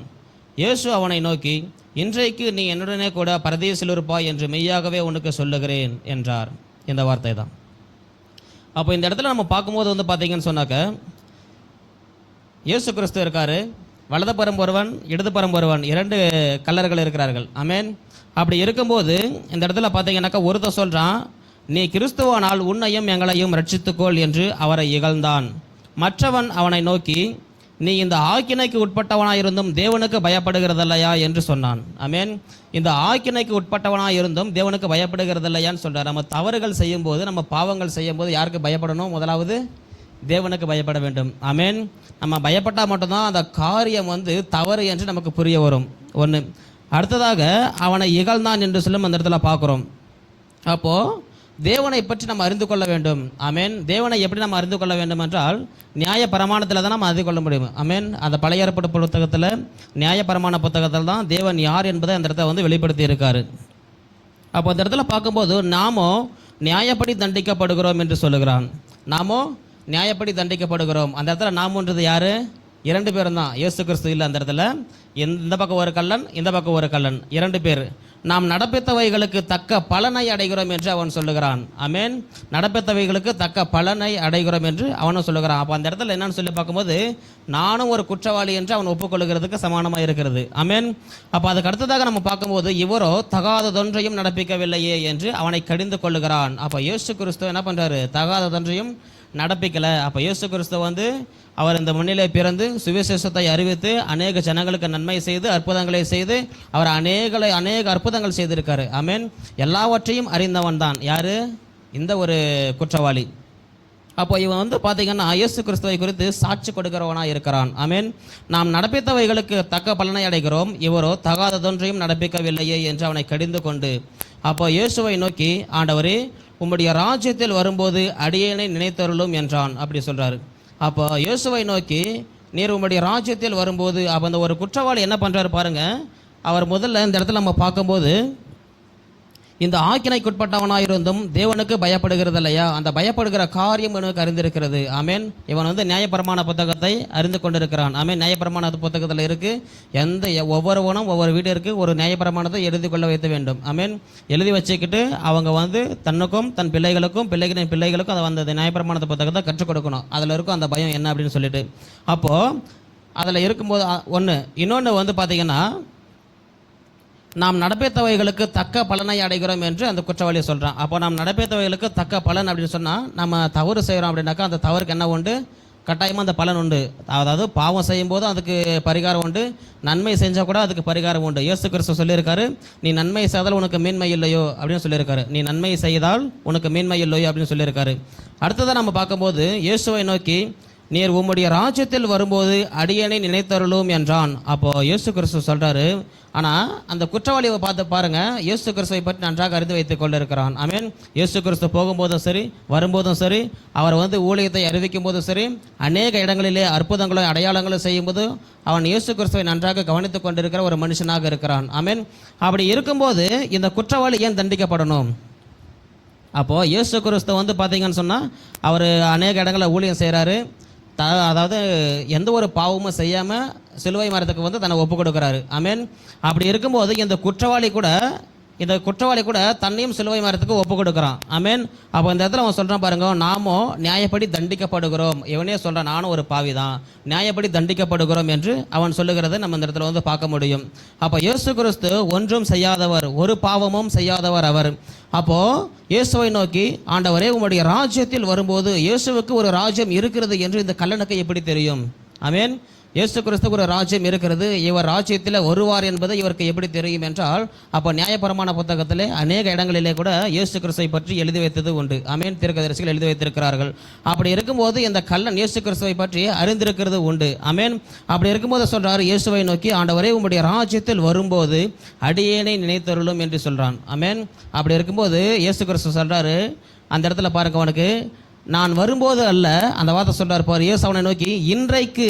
ஆமென். எப்படி? வரும்போது அல்ல, வரும்போது அல்ல. அதாவது நம்ம ஒரு பாவம் செஞ்சுட்டோம், ஒரு தவறு செஞ்சுட்டோம்னா அப்போ இயேசு கிறிஸ்து வரும்போது பலன் தருவார். இயேசு கிறிஸ்து வரும்போது எனக்கு மன்னிப்பு கிடைக்கும், இயேசு கிறிஸ்து வரும்போது என்னென்னு பார்த்துக்கலாம் அப்படின்னு நிறைய பேர் இருக்காங்க. ஆமென். அப்படினால இந்த குற்றவாளி கூட பாருங்க, இயேசு கிறிஸ்து வரும்போது அவருக்கு ஒரு ராஜ்யம் இருக்கிறது, அந்த ராஜ்யத்தில் அநேக நீதிமான்களை சேர்த்து கொள்வார் என்று அவன் அறிந்து வைத்திருக்கிறது உண்டு. ஆமென். அப்படி இருக்கும்போது அந்த பாருங்க, இயேசு அவனை நோக்கி, இன்றைக்கு நீ என்னுடனே கூட பரதீசில் இருப்பாய் என்று சொல்றாரு. அல்லேலூயா. அந்த கல்லன் சொன்னது என்ன என்று சொல்லி நம்ம பார்க்கும்போது, உம்முடைய ராஜ்யத்தில் வரும்போது தான் அவன் சொன்னது. ஆண்டவர் எப்போ வருவாருன்னு தெரியாது, ஆனால் வருவார் என்பது தெரியும். வருவார் என்பது கல்லனுக்கு எப்படி தெரியும்? ஆமென். தெரியாது. ஆனால் அந்த கல்லன் பார்த்தீங்கன்னு சொன்னால் இயேசு கிறிஸ்துவை பற்றி அறிந்து வைத்திருக்கிறான். இயேசு கிறிஸ்து சொல்லப்பட்ட அந்த சுவிசேஷத்தை இவன் கேட்டிருக்கிறான். இயேசு கிறிஸ்து திரும்ப வருவார் என்பதை இவன் நன்றாக தெரிந்து வைத்திருக்கிறான். ஆமென். அப்படி தெரிஞ்சதுனால தான் நீர் வரும்போது என்று அந்த வார்த்தையை அவன் அழுத்தம் திருத்தமாக சொல்லுகிறான். ஆமென். எந்த ஒரு தீர்க்கதரிசியும் இயேசு கிறிஸ்து திரும்ப வருவார் என்று சொன்னது இல்லை. ஆமென். பழைய அதுக்கப்புறம் யூதா புத்தகத்தை தான் வாசிக்கிறோம். ஆனால் இந்த இடத்துல சொல்லும்போது நீ ராஜ்யத்தில் வரும்போது அப்படின்னு சொல்றாரு. அதுக்கு இயேசு கிறிஸ்து பாருங்க, அந்த இடத்துல அவன் மேல் மனதிறக்கப்பட்டு இயேசு அவனை நோக்கி, இன்றைக்கு நீ என்னுடனே கூட பரதேசில் இருப்பா. இயேசு கிறிஸ்து வரும்போது அல்ல. இயேசு கிறிஸ்து பாருங்க எவ்வளவு பெரிய மனசு அவருக்கு. அல்லேலூயா. அப்போ அந்த இடத்துல சொல்லும்போது நீ, அதாவது இன்றைக்கு நீ என்னுடனே கூட பரதேசில் இருப்பாய் என்று சொல்றாரு. அப்போ என்னன்னு சொன்னாக்க, நம்ம நியாயப்பிரமாணத்தை அறிந்து கொள்ள வேண்டும், இயேசு கிறிஸ்து செய்ததான அந்த சுவிசேஷத்தை நம்ம அறிந்து கொள்ள வேண்டும். அது மட்டும் இல்லாமல் நம்ம செய்த பாவத்தை முதல்ல ஒத்துக்கணும். ஆமென். நம்ம செஞ்ச பாவத்தையும் சரி சாபத்தையும் சரி நம்ம ஒத்துக்கினா மட்டும்தான் அந்த பாவம் மன்னிக்கப்படுமா மன்னிக்கப்படாதான்னு சொல்லி நமக்கு அது இயேசு கிறிஸ்து அது புரிய வைப்பார். அல்லேலூயா. அப்படி நம்ம தெரிஞ்சால் மட்டும்தான் இயேசு கிறிஸ்துவுக்கு நம்ம மேலே இரக்கம் கிடைக்கும். ஆமென். அப்படி நான் பாவம் செய்யலை, நான் எந்த சாபமும் செய்யலை, நான் செய்தது எல்லாமே சரிதான், நான் செய்தது எல்லாமே நீதி தான் அப்படின்னு சொல்லும்போது நம்ம அந்த இடத்துல எதுவும் பேச முடியாது. ஆமென். ஏன்னா நான் தவறு எது நீதி எது என்று நம்முடைய இருதயத்திற்கு தெரியும், நம்முடைய மனசாட்சிக்கு தெரியும். அல்லேலூயா. அப்படி இருக்கும்போது நம்முடைய பாவத்தை நாம் அறிக்கையிட வேண்டும். அந்த இடத்துல பாருங்க, இந்த குற்றவாளி கூட, இந்த கல்லன் கூட ஒரு விதத்தில் சுவிசேஷத்தை அறிவித்து வந்தான். ஆமென். அதனால தான் சொல்றான், கடிந்து கொண்டு என்று இந்த இடத்துல நம்ம வாசிக்கிறோம். முதலாவது, மற்றவன் அவனை நோக்கி, நீ இந்த ஆக்கணைக்குட்பட்டவனாக இருந்தும் தேவனுக்கு பயப்படுகிறதில்லையா? நாமோ நியாயப்படி தண்டிக்கப்படுகிறோம், நாம் நடப்பித்தவைகளுக்கு தக்க பலனை அடைகிறோம், இவரும் தகாததொன்றையும் நடப்பிக்கவில்லையே என்று அவனை கடிந்து கொண்டு. ஆமென். நீதி செய்திருந்தால் மட்டும்தான் நம்ம சாட்சியாக பேச முடியும். அல்லேலூயா. நீதி செய்யவிட்டால் நம்ம எதுவுமே செய்ய முடியாது. ஒன்று. ரெண்டாவது, பாவம் செய்திருந்தாலும் நம்ம எதுவும் பேச முடியாது அந்த நியாயாசனத்துக்கு முன்பாக. இன்னொன்று, அந்த கல்லன் பார்த்தீங்கன்னாக்க சுவிசேஷத்தை அறிவித்திருக்கிறான். ஆமென். சுவிசேஷத்தை அறிவித்திருந்தும் கூட அந்த சிலுவை மரத்துக்கு தன்னை ஒப்பு கொடுக்கிறான். அல்லேலூயா. அவன் ஏன் தன்னை சிலுவை மரத்துக்கு ஒப்பு கொடுக்கணும்? இயேசு கிறிஸ்துவ செய்த அந்த பிரசங்கத்தை கேட்டிருக்கிறான். இயேசு கிறிஸ்து செய்ததான அந்த அதிசயங்களையும் அற்புதத்தையும் அவன் கூட இருந்து பார்த்துருக்கிறான். அப்படி இருக்கும்போதும் இந்த கல்லன் கூட அந்த சிலுவை மரத்துக்கு ஒப்பு கொடுக்கப்பட்டிருக்கிறான். அப்படின்னா அவன், அதாவது சிலுவை மரத்துக்கு தன்னை ஒப்பு கொடுக்கும் போது தான் நீதி என்று, தான் ஒரு நீதிபரர் என்று அவனால் பேசியிருக்க முடியும் இல்லைங்களா? அந்த அரசர்களுக்கிட்ட பேசும்போது அங்கே சிலுவையில் அறையும் போது இவன் பேசியிருக்க முடியும், நான் நீதி தானே செஞ்சேன், நான் சுவிசேஷத்தை நான் அறிவித்தேன், என் மேல் என்ன தவறு இருக்கிறது என்று. ஆனால் அந்த இடத்துல பாருங்க, நானும் ஒரு குற்றவாளி தான், நாமோ நியாயப்படி தண்டிக்கப்படுகிறோம் சொல்லி நானும் ஒரு குற்றவாளி என்று அவன் ஒப்புக்கொள்ளுகிறான். அல்லேலூயா. அப்படி இருக்கும்போது நாம் என்ன ஒரு தவறுகள் செய்தாலும் கூட முதல்ல என்ன பண்ணணும்னா ஒப்புக்கொள்ள வேண்டும். ஆமென். ஒப்புக்கொண்டால் மாத்திரம்தான் ஒன்று. இன்னொன்று அந்த சுவிசேஷம், இயேசு கிறிஸ்து செய்ததான அந்த பிரசங்கம், அந்த சுவிசேஷம், அந்த வார்த்தைகள் யாவையும் நாம் சுமக்க வேண்டும். ஆமென். நாம் சுமந்தால் மட்டும்தான் நம்முடைய வாழ்க்கை தொழிற்கும், அதாவது ஆவிக்குரிய வாழ்க்கை. அதாவது இந்த மண்ணில் வந்து நமக்கு கொஞ்சம் வாழ்வு தான், ஆனால் பரலோகத்தின் வாழ்வு மிகப்பெரிய ஒரு வாழ்வாக இருக்கும். ஆமென். அந்த சுவிசேஷத்தை நாம் அறிவிக்கும் போது அந்த சுவிசேஷத்தினால் வருகிற அந்த நன்மை வந்து மிகப்பெரிய ஒரு கணக்காக இருக்கும். அதை யார் கொடுப்பார் என்று சொல்லி பார்க்கும்போது இயேசு கிறிஸ்து தான் அதை கொடுப்பார். ஆமென். அந்த இயேசு கிறிஸ்து தான் கொடுப்பார் என்பதை இந்த கள்ளன் வந்து தெளிவாக தெரிந்து வைத்துக் கொண்டிருக்கிறான். அதான் அந்த இடத்துல சொல்றாரு, இயேசுவை நோக்கி, ஆண்டவரே நீர் உம்முடைய ராஜ்யத்தில் வரும்போது, எப்போ வருவாருன்னு தெரியாது, ஆனால் உம்முடைய ராஜ்யத்தில் வரும்போது இந்த அடியனை நினைத்தருளும் என்று இயேசு கிறிஸ்துவை குறித்து அவன் சாட்சி கொடுக்கிறவனாக இருந்தான். அப்போ இயேசு கிறிஸ்து சொல்றாரு, நீர் நான் வரும்போது அல்ல, இன்றைக்கு நான் உடனே கூட பரதேசில் இருப்பாயின்னு சொல்றாரு. ஆமென். இன்றைக்கு என்னுடனே கூட நீ பரதேசில் இருப்பாயின்னு சொல்லி, அப்போ எவ்வளவு ஒரு பாக்கியம் பாருங்க. ஆனால் அந்த சுவிசேஷத்தை அறிவித்திருந்தோம், சிலுவை மரத்துக்கு இயேசு கிறிஸ்துவை போல தன்னை ஒப்பு கொடுக்கப்பட்டிருந்தோம். ஆனால் மறிக்கிறோம், ஆனால் எப்படி மறிப்போன்னு சொல்லி தெரியாது. ஆனால் அது பரலோகம் போகுமா நரகம் போகுமான்னு யாருக்கும் தெரியாது. ஆமென். ஆனால் நான் பரலோகம் தான் போவேன்னு சொல்லிட்டு முதல்ல வந்து ஒரு நிச்சயிக்கப்பட்டது யாருன்னு சொன்னால் இந்த ஒரு கள்ளன் மட்டும்தான். அல்லேலூயா. இந்த ஒரு கள்ளனுக்கு மட்டும்தான் இயேசு கிறிஸ்து சொல்கிறாரு, இன்றைக்கு நீ என்னுடனே கூட பரதேசில் இருப்பாயின்னு சொல்லிட்டு. அப்போ முதலாவது நம்ம என்ன பண்ணணும்னா சுவிசேஷத்தை அறிந்து கொள்ள வேண்டும். இரண்டாவது நம்முடைய தப்பிதங்களை நம்ம ஒப்புக்கொள்ள வேண்டும். ஆமென். மூன்றாவது என்ன தவறுகள் நடந்தாலும் என்ன தண்டனைகளை கொடுத்தாலும் நம்ம அப்படியே ஏற்றுக்கொள்ள வேண்டும். ஆமென். நான்காவது இயேசு கிறிஸ்துவை நம்ம புகழ வேண்டும். நமக்கு உயிர் போக போகுது, அடுத்து நம்ம என்ன பண்ணுவோன்னு தெரியாது. அவன் அந்த பயத்தில் இருந்திருக்கலாம் இல்லையா, சுவிசேஷம் பண்ணியிருந்தேன், அநேக ஜனங்களுக்கு நன்மை செஞ்சிருந்தேன், நான் வந்து சிலுவையில் போட போகிறாங்களே, அடுத்தவங்களை யார் பார்ப்பாங்கன்னு சொல்லி அவனுடைய கவலை இருந்திருக்கலாம். ஆனால் இயேசு கிறிஸ்து அதை எல்லாவற்றையும் மன்னித்து அதுக்கு ஒரு நபரை ஆயுதப்படுத்தி இன்றைக்கு நீ என்னுடனே கூட பரதேசில் இருப்பா, அந்த பரலோகம் போகிறதுக்கான அந்த கன்ஃபர்மேஷன் அவர் கொடுத்துருக்காரு. அல்லேலூயா. அப்படின்னா நம்ம வாழ்க்கையில் நம்ம சுவிசேஷத்தை அறிவிக்க வேண்டும். ஆமென். நம்முடைய வாழ்க்கையில் இயேசு கிறிஸ்துவை பற்றி நம்ம பெருமையாக பேச வேண்டும். அப்படின்னா நம்முடைய உயிரை வந்து நம்ம மேன்மையாக எண்ணக்கூடாது. ஆமென்.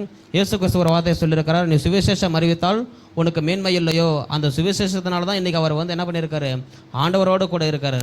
ஆமென். அப்படி ஒரு பாக்கியம் நமக்கு கிடைக்கும்னு சொன்னாக்கா மிகப்பெரிய ஒரு பாக்கியமாக இருக்கிறது. அல்லேலூயா. ஆமென். கர்த்தருக்கு மகிமை உண்டாகட்டும்.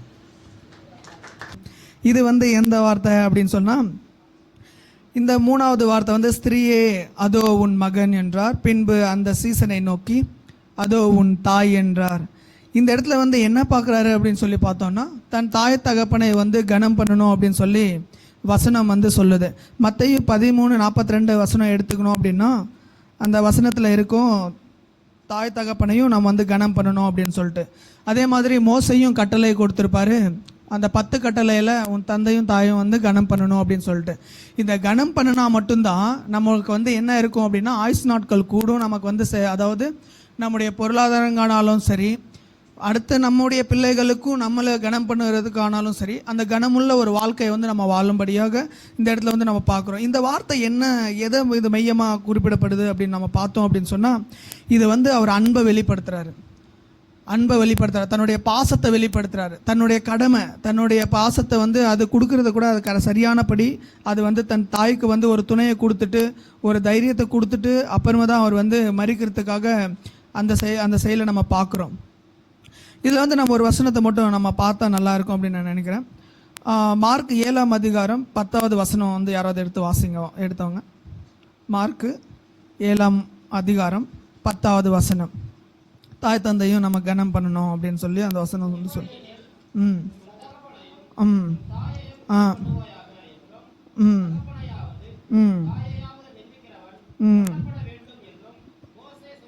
ஆமாம், பாருங்கள், இந்த மோசே சொன்ன அந்த கட்டளையின்படி அவர் சொன்ன அந்த வார்த்தைகளை வந்து அவர் சொல்லியிருக்கார். பல இடத்துல வந்து தன் தாய் தகப்பனையும் நீ கனம் பண்ணணும் அப்படின்னு சொல்லி, நீங்கள் ஒரு இடத்துல ஒருவர் வந்து நீங்கள் அன்பாக இருக்கணும் அப்படின்னு சொல்லி கொடுத்துருக்காரு. அன்பை வந்து வெளிப்படுத்திருக்காரு.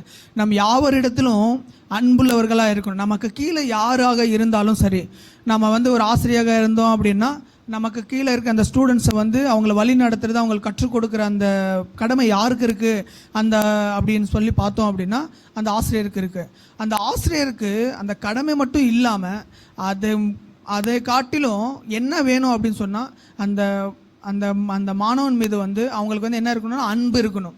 அவங்களுக்கு ஒரு தியாகத்தோடு கூட அந்த காரியத்தை அவர் செய்யணும். அதே தான் இந்த இடத்துல வந்து அவர் செய்கிறாரு. அதே மாதிரி இன்னொரு வசனமும் நம்ம படித்தோம் அப்படின்னா எபிரேயர் 5:29 படித்தோம் அப்படின்னா, எபேசியர் 5:29 சாரி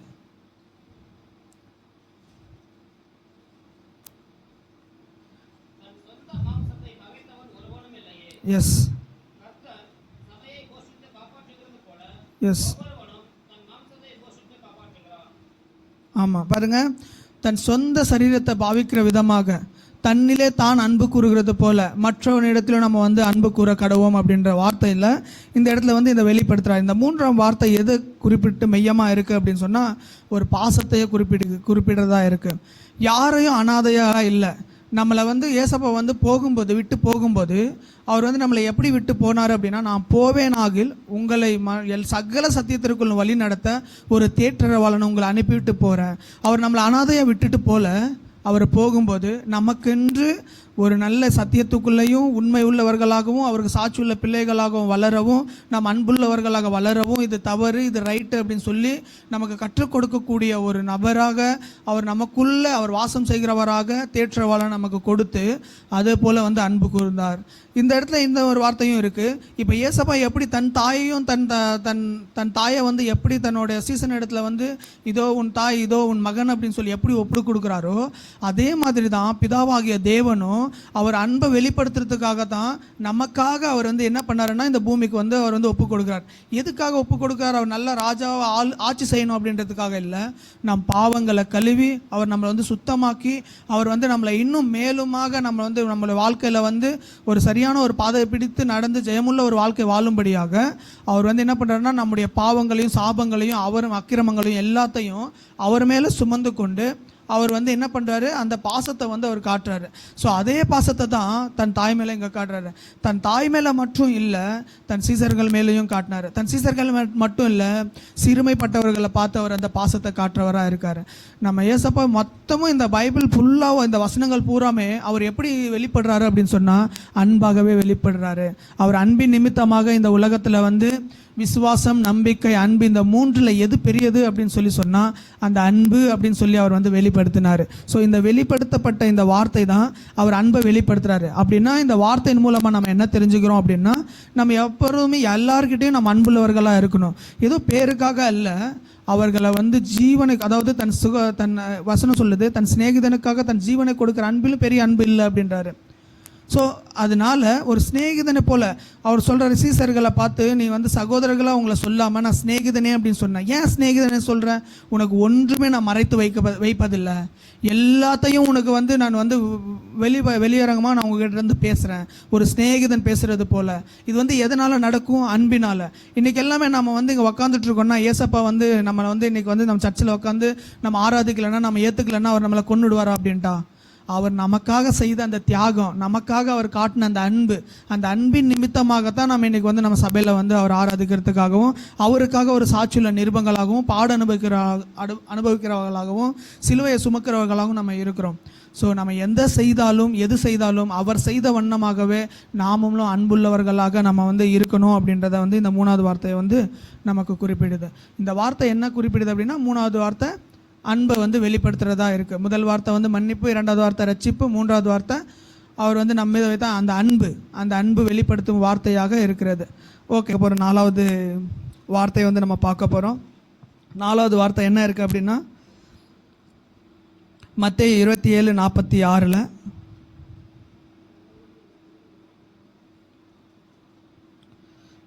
9ஆம் மணி நேரத்தில் இயேசு ஏலி ஏலி லாமா சபக்தானி என்று மிகுந்த சத்தமிட்டு கூப்பிட்டார். அதற்கு என் தேவனே ஏன் என்னை கைவிட்டீர் என்று அர்த்தமாம். இந்த வார்த்தை வந்து நான்காவது வார்த்தையாக அவர் வந்து சிலுவையில் வந்து முன்மொழிகிறாரு. இந்த வார்த்தை எதை குறிப்பிடுது அப்படின்னு சொன்னால், ஒரு வேதனை மிக்க ஒரு வார்த்தை. இந்த வார்த்தை எப்படி இருக்குது அப்படின்னு சொன்னால், ஒரு துக்கம் நிறைந்த ஒரு வார்த்தையாக இருக்கிறது.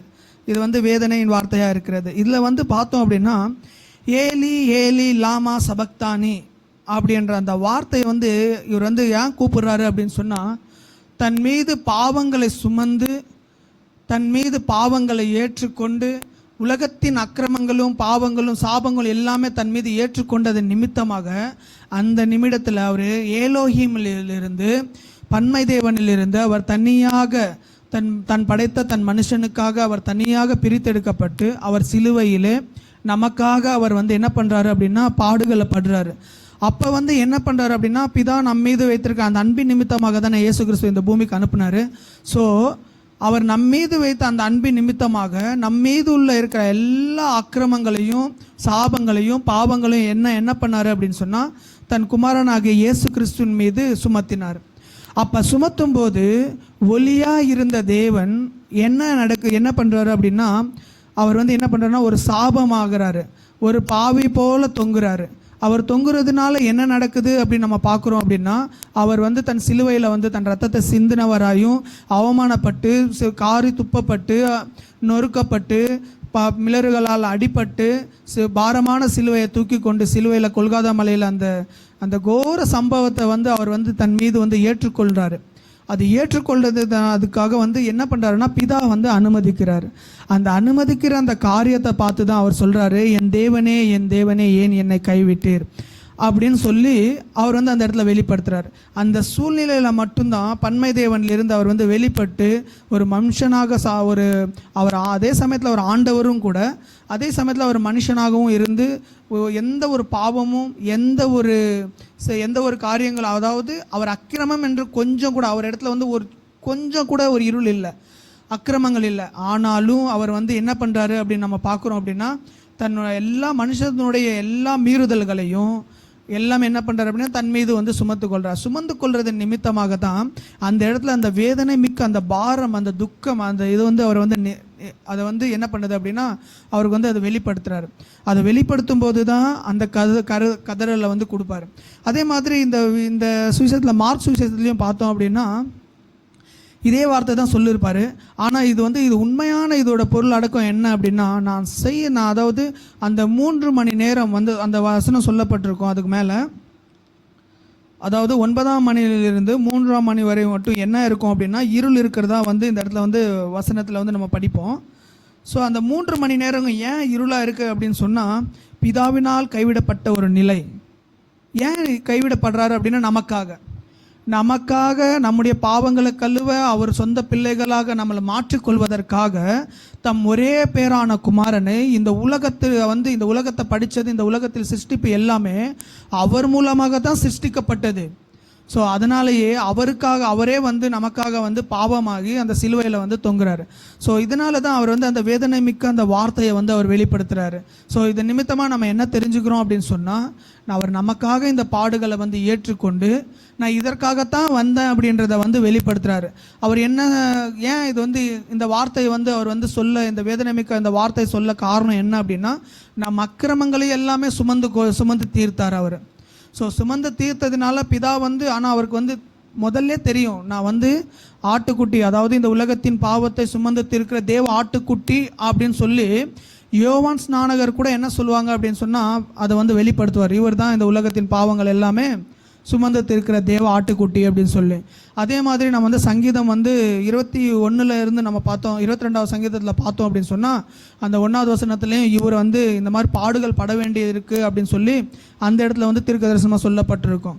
ஏசாயாவிலையும் சொல்லப்பட்டிருக்கும் 53 அவர் வந்து என்னென்ன பாடுகள் பட வேண்டும், எப்படியெல்லாம் அவர் வந்து நொறுக்கப்படுவார், எப்படியெல்லாம் அடிக்கப்படுவார், ஏன் அடிக்கப்படுறாரு, எதுக்காக இந்த பூமியில் வந்து மனுஷ ரூபம் எடுக்கிறாரு, யாருக்காக இது வந்து யாருக்காக இது பண்ணுறாரு, யார் அனுப்புகிறாரு அப்படின்றத வந்து தெளிவாக வந்து இதில் வந்து சொல்லியிருப்பார். ஸோ அந்த காலகட்டத்தில் மட்டும் ஒரு தேவனாகி அவரை வந்து அதனால தான் அவர் வந்து அதுக்கு வந்து அவர் ஒப்பு கொடுத்ததன் படியாக இந்த தண்டனையை வந்து அவர் வந்து ஏற்றுக்கொள்கிறது நிமித்தமாக அந்த துக்கத்தின் வார்த்தையை வந்து வெளிப்படுத்துகிறாருன்னு பார்க்குறோம். ஸோ நாமளும் அவ்வளோதான், எப்பவுமே நம்மளால் மற்றவர்களுக்கு நன்மை நடக்குது அப்படின்னா அந்த டைமில் நமக்கு தீமைகள் நடந்தாலும் சரி, அந்த டைமில் வந்து நம்ம என்ன பண்ணணும் அப்படின்னா சகித்து கொள்ளணும். நமக்கு ஒரு வேதனை நடக்கிறதுனால, நமக்கு ஒரு துக்கம் நடக்கிறதுனால, நமக்கு ஒரு பிரச்சனை நடக்கிறதுனால மற்றவர்களுக்கு வந்து தேவருடைய ராஜ்யம் வந்து பலப்படுது, அது வந்து இன்னும் போற்றப்படுது, அது வந்து மக்கள் வந்து ஏற்றுக்கொள்கிறாங்க அப்படின்னா நம்ம அந்த பாடுகள் படும்போது நம்ம சந்தோஷப்பட்டு அந்த பாடுகளை அனுபவிக்கணும். பவுல் சொல்வார், இந்த பாடுகள் வந்து வருகிற மகிமைக்கு ஈடாகுமோ அப்படின்னு சொல்லுவார். இந்த பாடுகள் அனைத்தையும் நம்ம வந்து சந்தோஷத்தோடு ஏற்றுக்கொண்டு, அதுதான் சொல்கிறாரு, சிலுவை இந்த பாதை வந்து இடுக்கமான பாதை, இந்த பாதையில் நடக்கிறது கஷ்டம், ஆனாலும் என்னுடைய பாரம் வந்து லகுவாக இருக்கும், நான் உன்னை வழி நடத்துவேன், அதனால தான் தேட்டர் அவளை கொடுத்து இந்த மாதிரி காரியங்கள் எல்லாத்துலேயும் பலப்படுத்துவதற்காக நம்மோடு கூட இருந்து அவர் நம்மளை வழி நடத்துகிறவராக இருக்கார். அதே போல் இன்னொரு வார்த்தையும் கூட, பிதா வந்து இயேசு கிறிஸ்துவை அனுப்புவதற்கு மிக முக்கியமான நோக்கம் என்ன அப்படின்னா இந்த மனித குலத்தின் ரட்சிப்புக்காகவே அவர் வந்து அனுப்புகிறாரு. ஸோ இதை வந்து வெளிப்படுத்துறதுக்காக தன் மீது அந்த குற்றங்களை எல்லாமே சுமந்து கொண்டவராக, ஒரு பாவமானவராக, ஒரு அவமானப்படுத்தப்பட்டவராக, தன் மீது எல்லாம் ஆக்கினை ஏற்றுக்கினவராக அவர் இருக்கிறாரு. அந்த இடத்துல தான் அவர் என்ன சொல்கிறாரு, அந்த இது ஏன் இந்த வார்த்தை வேதனை மிக்க வார்த்தையாக இருந்தாலும் அவர் இதில் உள் கருத்து என்ன அப்படின்னா, நான் இதற்காகத்தான் வந்தேன், இதுதான் என்னோட காரியமே, நான் இதுக்காக தான் வந்தேன். அவர் சொல்லியிருக்காரு, மனுஷகுமாரன் 3 நாளில் அவர் மரிப்பார், மரித்து 3 நாளில் மறுபடியும் உயிர் தெழுவார் அப்படின்னு சொல்லும்போது, இது மறிக்கக்கூடாது, இது ஆகக்கூடாது அப்படின்னு பேதுரு சொல்லும்போது அவர் பேதுருவை கடிந்து கொள்றதை நம்ம பார்க்குறோம். யாரால் காட்டி கொடுக்க முடியும், யார் காட்டி கொடுப்பாங்கன்னு அவருக்கு ஃபஸ்ட்டு தெரியும். தன் சீசர்களில் ஒருத்தன் தான் காட்ட கொடுப்பாருன்னு தெரியும். ஆனாலும் அவர் என்ன தெரியுமா சொல்கிறாரு, அவர் சொல்லும்போது நானும் ஆண்டவரே அப்படின்னு சொல்லும்போது அவர் ஆமாம் நீ தான் ஸ்நேகிதனே அப்படின்னு சொல்லி ஸ்நேகிதனே அப்படின்றாரு. ஸோ இந்த வார்த்தையின் மூலமாக நம்ம தெரிஞ்சுக்கிறோம், ஏலோயி லாம சபக்தானி அந்த வார்த்தை என்ன சொல்லப்படுதுன்னா, ஒரு வேதனை மிக்க வார்த்தை. இந்த வார்த்தையின் மூலம் நமக்கு கஷ்டங்கள் பாடுகள் வந்தாலும் அதை நம்ம சுகமாக ஏற்றுக்கொண்டு கர்த்தருடைய வார்த்தைகளை நம்ம நினைத்து இதை நம்ம கடைப்பிடிக்கணும் அப்படின்னு சொல்லி இந்த வார்த்தை குறிப்பிடுது. நம்ம அப்படியே ஜெபிக்கலாம் ஒரு நிமிஷம். இயேசுவே ஸ்தோத்திரம் ஆண்டவரே, ஸ்தோத்திரம் அப்பா, இந்த வார்த்தையும் அப்பா நீர் பேச வைத்ததற்கு உங்களுக்கு நன்றி செலுத்துகிற ஆண்டவரே. ஆமாம்ப்பா, இந்த வார்த்தையில் கூட துக்கத்தை கூட நாங்கள் அறிந்து கொண்டு நீர் எங்களுக்கு இது ஏதோ சாதாரணமான ரட்சிப்பு இல்லை ஆண்டவரே, இது ஏதோ ஒரு போகிற வர அந்த வழியின் போல் நாங்கள் ஏதோ விலை கொடுத்து வாங்கினது அல்ல ஆண்டவரே, இது எத்தனை கோடி கொடுத்தாலும் இது வாங்க முடியாத ஒரு ரட்சிப்பு ஆண்டவரே நீர் எங்களுக்கு கொடுத்திருக்கிறீர். இதை சொல்லி முடியாது அப்பா, நீர் எங்களுக்காக நீர் அந்த தேற்றவாளனை அனுப்பி எங்களுக்கு இப்படியாக ஒரு தேற்றியதற்காக உமக்கு நான் நன்றி செலுத்துகிறேன் ஆண்டவரே. அப்பா, நாங்கள் வாழ்நாள் முழுவதும் இந்த நன்றியை நாங்கள் நன்றி மறவாத ஒரு பிள்ளைகளாக இருந்து உமக்கு சேவை செய்ய எங்களுக்கு ஒப்பு கொடுக்குறோம் ஆண்டவரே. நசரேயனாகிய இயேசு கிறிஸ்து நாமத்தின் மூலம் பிதாவே, ஆமென், ஆமென், ஆமென்.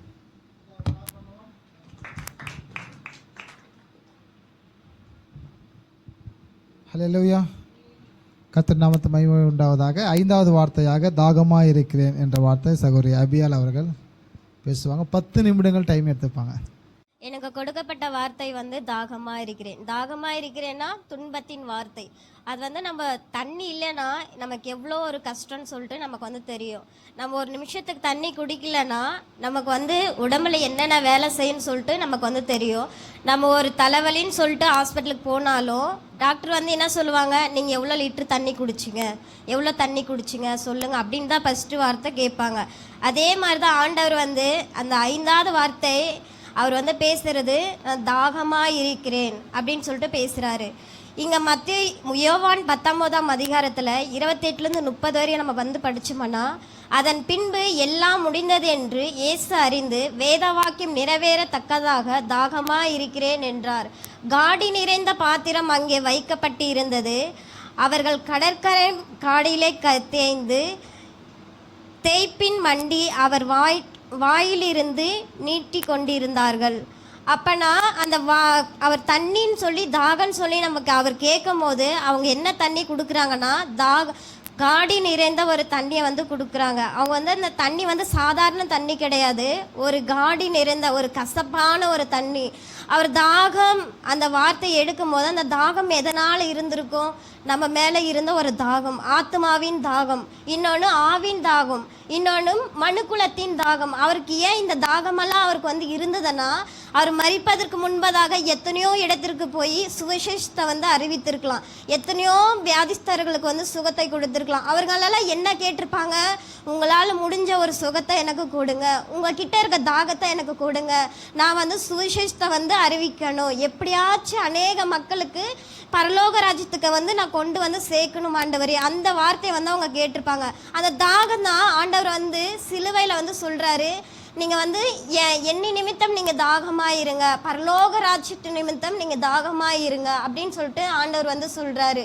நாம் இந்த விஷயத்திலேருந்து நம்ம என்ன கற்றுக்கொள்கிறோம்னா, நாமளும் தாகமாக இருக்கணும். இயேசு கிறிஸ்து எப்படி இந்த உலகத்திற்கு இந்த பூமிக்கு மனுஷனாக ஒரு மனுகுலத்திற்காக இந்த மனுஷனாக பிறந்தாரோ, அதே போல் நம்ம இருக்கிற ஒவ்வொரு நிமிஷமும் ஒவ்வொரு நாளும் ஆண்டவருக்காக இந்த பரலோக ராஜ்யத்திற்காக நம்ம ஒவ்வொருத்தனுக்கும் ஒவ்வொரு நிமிஷமும் நமக்கு கிடைக்கிற ஒவ்வொரு செகண்டும் அவருக்காக தியாகத்தோட அந்த தியாகம் நமக்குள்ள ஊறிட்டே இருக்கணும். நம்ம யாருக்காச்சும் ஒரு நிமிஷமாவது ஒரு செகண்டாவது நான் எப்படியாச்சும் சுவிசேஷத்தை வந்து அறிவிக்கணும், நான் எப்படியாச்சும் அவங்க கிட்ட வந்து ஏசப்பா பற்றி நான் சொல்லிடணும் அப்படின்னு சொல்லிட்டு நமக்குள்ளே அந்த வாஞ்சை இருக்கணும். அந்த வாஞ்சை நமக்குள்ளே இருந்தால் மட்டும்தான் எப்படியாச்சும் அவங்க கிட்ட வந்து பிரசங்கத்தை வந்து நம்ம சொல்ல முடியும். நம்ம வந்தோமே செஞ்சோமே எப்படியோ ரசிக்கப்பட்டோம், எப்படியோ நம்ம வந்தோம் எப்படியோ போனோம்னு சொல்லிட்டு நம்ம இல்லாமல் நம்ம எதுக்கு ராபோச்சனை எடுக்கிறோம்? அந்த ராபோச்சனை எடுக்கிறனால தான் இயேசு கிறிஸ்து மத்திய ஆகாயத்தில் வந்து நம்மளை வந்து அழைத்து கொண்டு போக போகிறாரு.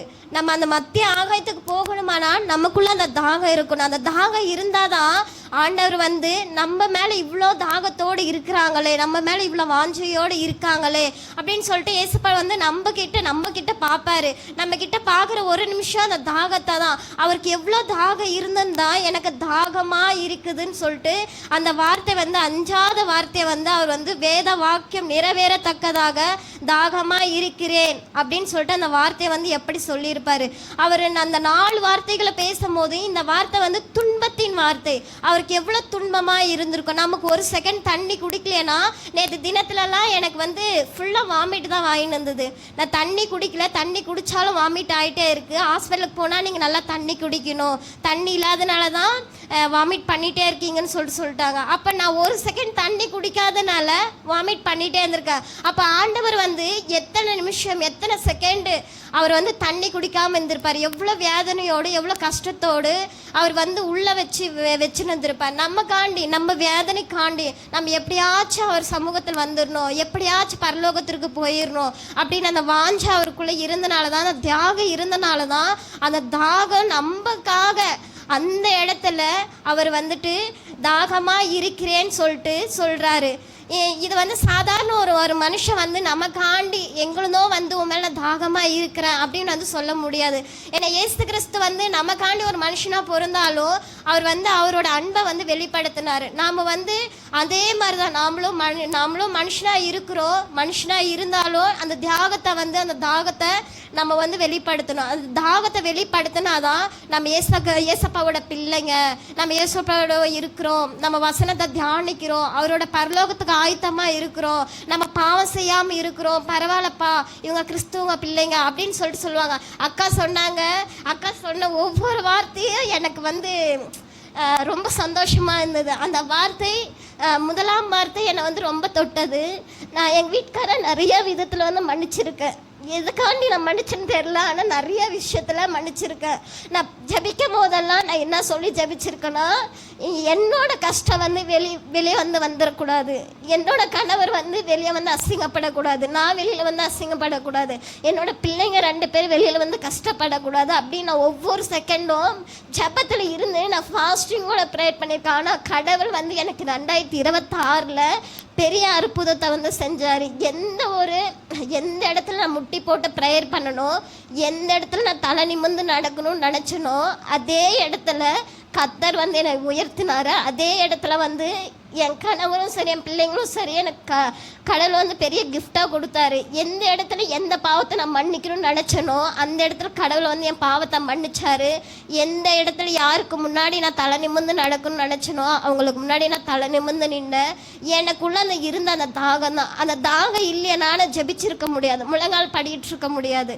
நான் ஒரு நிமிஷம் நான் முட்டி போகிறேன்னா கூட எனக்குள்ளே அந்த தாகம் இருக்கணும். அந்த தாகம் இருந்தால் மட்டும்தான் நம்ம வந்து முட்டி போட்டு ஜெபிக்க முடியும். அந்த வாஞ்சை இருக்கணும். இயேசு கிறிஸ்து கெத்செமனே தோட்டத்தில் முட்டி போட்டு ஜெபிக்கும் போது அவர் வந்து சாதாரணமாக வந்து முட்டி போட்டு ஜெபிச்சிருக்க முடியாது.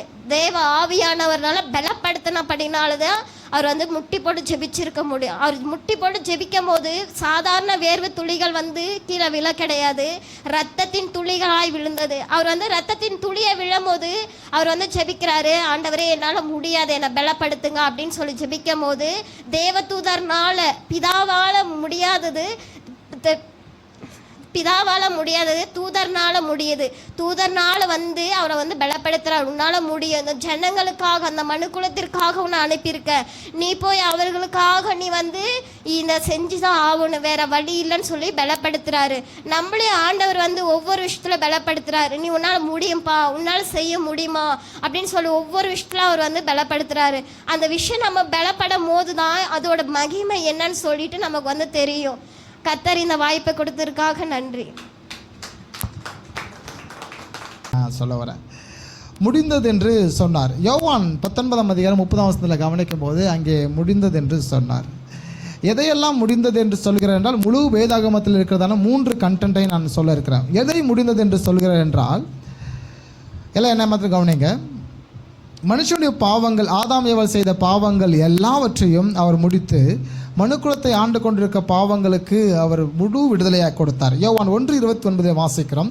உலகத்தின் பாவத்தை சுமந்து தீர்க்கிற மெய்யான தேவ ஆட்டுக்குட்டி என்று யோவான் அங்கே பேசுகிறார். 1 Corinthians 15:3 வாசிக்கிறோம், நமது பாவங்களுக்காக கிறிஸ்து மரித்தார் என்று இருக்கிறது. 2 Corinthians 5:15 வாசிக்கிறோம், அவர் எல்லாருக்காகவும் மரித்தார் என்று இருக்கிறது. அதுக்கு முன்பதாக வரை ஆட்டின் ரத்தம் மனுஷனுடைய பாவத்தை நிவர்த்தி செய்தது.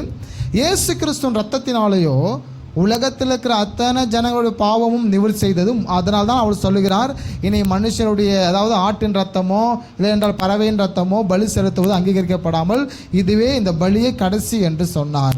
அது மட்டும் இல்லாமல் எபிரேயர் 1:3 வாசிக்கிறோம், தம்மை தாமே நம்முடைய பாவங்களை நீக்கி சுத்திகரிக்க பண்ணினார் என்று வாசிக்கிறோம். மிருகத்தின் ரத்தத்தினால் அல்ல என்று எபிரேயர் 9ஆம் அதிகாரத்திலே வாசிக்கிறோம். அதுக்கு முன்பதாக வரை மனுஷனுடைய பாவமெல்லாம் யார் சுமந்தார்கள் என்றால் ஆட்டின் ரத்தம், ஆடு அடித்து அதை ரத்தத்தின் நிமித்தமாக மனுஷனுடைய பாவங்கள் நிவர்த்தி செய்யப்பட்டது. ஆனால் இயேசு கிறிஸ்துடைய சிலுவை மரணமோ ஒரே முறை அவர் பலியின் நிமித்தமாக ஆதாமிலிருந்து உலகம் அழிவுக்குட்பட்டு முன்னாடி இருக்க காலம் வரை பிறக்கிற ஒவ்வொரு மனுஷனுக்கும் அவருடைய பாவங்கள், நம்முடைய பாவங்கள் எல்லாம் மன்னிக்கப்படுகிறது. 2வதாக மரணம், அவர் மரணத்திற்கு முற்றுப்புள்ளி வைக்கிறார், முடிந்தது என்று சொல்லுகிறார். அதுக்கு முன்பதாக வரை மரணம் மனுக்குலத்தை ஆண்டு கொண்டிருந்ததாக வேதம் சொல்லுகிறது. ஆதாம் ஏவாளுக்கு இட்ட அந்த சாபம் தொடர்ச்சியாக மனுக்குலத்தை ஆண்டு கொண்டே இருந்தது. ஆனால் இயேசு கிறிஸ்து அதுக்கு சொல்லுகிறார், மரணமே உன் கூர் எங்கே என்றும் பாதாளமே உன் ஜெயம் எங்கே என்று சொல்கிறார். காரணம், மரணம் இயேசு கிறிஸ்துவை பிடித்து கொள்ள முடியாது, மரணம் அவருக்கு இல்லவே இல்லை. நம்ம அடுத்த நாம் வாசிப்போம். 3வதாக நியாயப்பிரமாணத்தின் நிறைவேறுதலாக இருந்தார். எனவே இது 3 கண்டென்ட் தான் முழு வேதாகமத்தின் முடிவாக இயேசு இருக்கிறார். நம்பர் 1, நம்முடைய பாவங்கள் சாபங்கள் எல்லாம் நிவர்த்தி செய்தார் கடந்த 6000 ஆண்டுகளாக. இதுக்கப்புறம் பிறகு ஒவ்வொரு மனுஷனுடைய பாவத்தையும் இயேசு கிறிஸ்து முடிப்பார், அதனால் தான் முடிந்தது என்று சொல்லுகிறார். 2வதாக சொல்கிறார், மரணம் மனுஷனுக்கு இல்லை என்று சொல்லுகிறார். ஆதாம் ஏவாள் இழந்த அந்த வாய்ப்பை நம்ம இயேசு கிறிஸ்து வழியாக மீட்டு கொண்டபடினாலே இனி மரணம் இல்லை. நம்ம எல்லாருக்கும் மரணம் கிடையாது. ஏன் மரணம் கிடையாதுன்னு சொல்கிறோம்? நான் மரித்தும் இன்னும் பேசுகிறேன் என்று சொல்லுகிறோம். நமக்கெல்லாம் மரணம் கிடையாது. ஒருவேளை மாம்ச மரணம் இருக்கலாமே ஒழிய ஆத்ம மரணம் என்று ஒன்று இல்லை. ஏனென்றால் இயேசு சொல்லுகிறான், நித்திய ஜீவனை நான் கொடுப்பேன் என்பது உங்களுக்கு கொடுத்திருக்க வாக்குத்தத்தம். எனவே நம்ம எல்லாருக்கும் ஆண்டவர் நித்திய ஜீவனை கொடுத்திருக்கிறார். எனவே 2வதாக மரணம் நமக்கு இல்லை, மரணத்தை ஜெயமாக விழுங்க பண்ணின கர்த்தர். எனவே அதனால தான் சொல்கிறோம், மரணம் முடிந்தது என்று சொல்லுகிறார். 3வதாக பழைய ஏற்பாட்டு நியாயப்பிரமாணத்தின் நிறைவேறுதலாக இயேசு கிறிஸ்து இருந்து புதிய சட்டத்தை கொடுத்தார். மத்தேயு, மார்க்கு, லூக்கா, யோவான் ஆகிய 4 சுவிசேஷங்களும் கிறிஸ்துவ சபைகளுக்கு புதிய சட்டமாக இருந்தது. எனவே இது 3 அடிப்படையில் தான் அவர் முடிந்தது என்று சொல்கிறார். மனுஷனுடைய எல்லா பாவ சாபங்கள் டோட்டலாக உலகம் முடிகிற வரையுமான பாவ சாபங்கள் ஒரே நபர் சுமந்து தீர்த்தாயிற்று. மரணம், இயேசுவை ஏற்றுக்கொண்ட யாருக்கும் மரணம் கிடையாது, அவங்க நித்திய ஜீவன் உண்டு என்று சொல்கிறார். 3வதாக நியாயப்பிரமாணத்தின் நிறைவேறுதலாக இருந்தார்.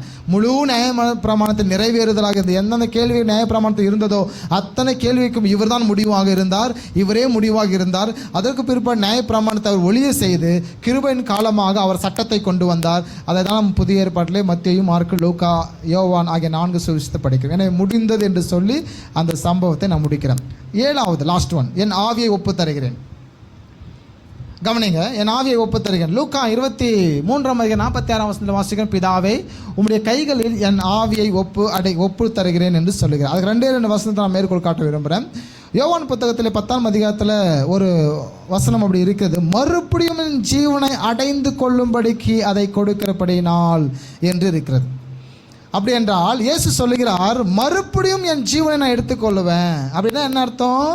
அவர் கொடுக்கிறாரு, அவர் கொடுக்கிற அந்த ஆத்துமாவை தன் ஜீவனை மறுபடியும் எடுக்க முடியும் என்று அவர் சொல்லுகிறார். 2வது 18ஆம் வசனம் சொல்லுகிறது, ஒருவனும் என்னிலிருந்து என் உயிரை எடுத்துக்கொள்ள முடியாது என்று பேசுகிறார். அப்படி என்றால் நமக்கு எல்லாருக்கும் கர்த்தருடைய, அதாவது இயேசு கிறிஸ்துவின் ஆவியை நமக்கு அவர் கொடுத்திருக்கிறார். நம்முடைய உயிரை யார் வேணால் எடுக்கலாம். அதாவது இந்த காலத்தில் நம்ம உயிரை யாராவது எடுக்கிறாங்கன்னா யமகண்டம் எடுத்தான், பிசாசு எடுத்தான்லாம் மக்கள் சொல்லுவாங்க.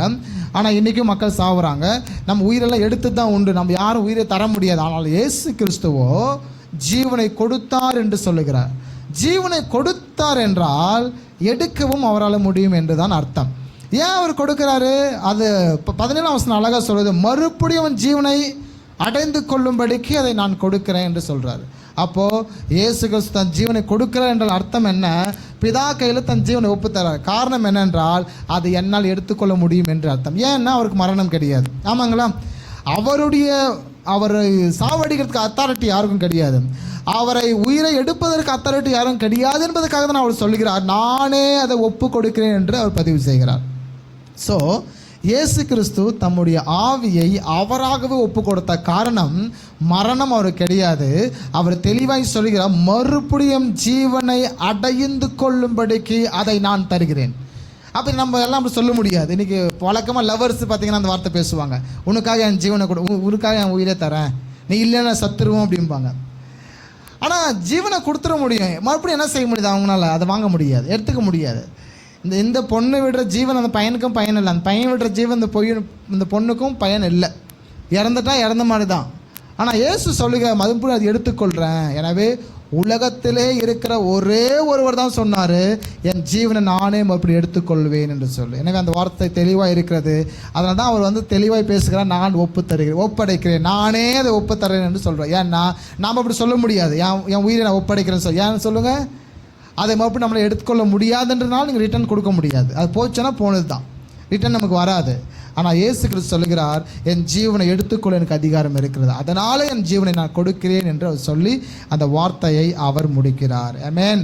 அவர் தெளிவாய் சொல்ல, ஒருவனும் என்னிலிருந்து என் உயிரை எடுத்துக்கொள்ள முடியாது, நானே அதை கொடுக்கிறேன், கொடுக்கவும் எனக்கு அதிகாரம் உண்டு, மீண்டும் எடுக்கவும் எனக்கு அதிகாரம் உண்டு என்று சொன்னவர் ஆண்டவராக இயேசு கிறிஸ்து. ஹல்லேலூயா. அப்போ தன் ஜீவனை அவர் இழந்திருக்கிறார், தன் ஜீவனை நமக்கு கொடுத்திருக்கிறார்.